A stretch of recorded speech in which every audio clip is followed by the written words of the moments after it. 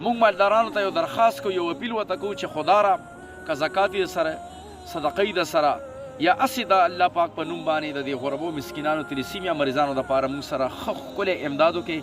ایزي پیسې نمبر به موږ دغه کې ورکو او صدیق افریدي افیشل د دوی اکاونټ نمبر دی هغه موږ په دې موبایل کې ورکو.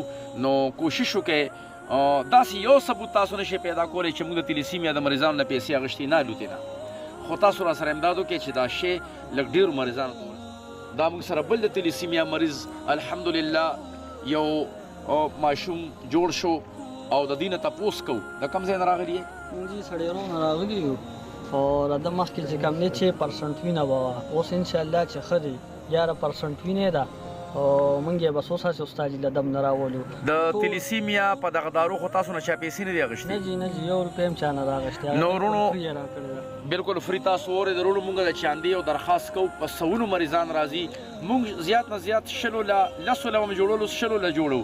موږ چې ښه د چاندې اعلان وکړو دلته موږ له عوام یا 9000 یا 1000 راکړي او دوی ته ښکاره ده مریضان په سوونو راځي. نو موږ مالدارانو خلکو ته درخواست کوو، لږ خفه م شو چې 200 کسانو کې 800 کسانو کې موږ اعلان وکړو نو 9000 روپۍ یعنې چاندو شي. نو 9000 دې وخت کې څه شی دی د یو تلیسیمیا د مریض لپاره؟ نو اوس هم ما هغه زوی مې ولیږلو او پیسې مې ورله ورکړې، مې الله کار وکړه چې تلیسیمیا مریضانو ته دا شی ورسي. سبا د هفتې ورځ ده. سلام جی. تاسو کوم ځای نه راځئ؟ موږ جی ضلع صوابۍ ګندپ نه. ګندپ نه. د دې ماشوم څه مسله وه؟ د دې تلسیمې وه جی او اوس ماشاءالله چې ښه دی د خیر سره. موږ یو ځل دم له راوستی دی، ده ته به میاشت کې موږ بیک وینه خېجوله. اوس د ده څه 40 دن نه بره تللو، بیا د وینې ضرورت نه دی راغلی. بیا د وینې ضرورت نه راغلی، دم یو شوی دی. تلیسیمیا پکې موږ درکړې وه، هغه دارو باندې خو چا پیسې نه وي اخیستې؟ نه نه یو روپۍ نه ده اخیستې جي، بالکل یو روپۍ نه. مفت درکړل شوې؟ مفت وه جي. نو وروڼو تاسو واورېدل د تلیسیمیا دلته به وایي موږ په میاشت کې بیګ وینه خېجوله. اوس الحمدلله 40 دن وشو د وینې ضرورت ورته نه راغلی. الحمدلله تاسو ګورئ شونډې ښه برابر دي.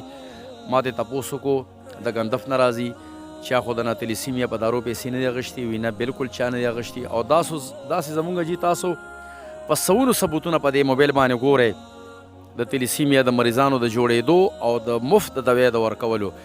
زموږ د جمعې او د هفتې په ورځ د سړو نشست وي، اتوار او زیارت د زنانو نشست وي، پېښور ضلع 400 روډ شالم پل یا دودځی ناکې MCA سکول دغه زموږ پته ده. وختي به راځئ ځکه چې بیا اوس دام شپه ولګېدو، کافي خلک لا پاتې دي. او په دغه لړ کې د تلیسیمیا د مریضانو موږ الحمدلله په سوونو بلکې په زرګونو علاج وکړو او الله هر یو کامیاب راوستی دی.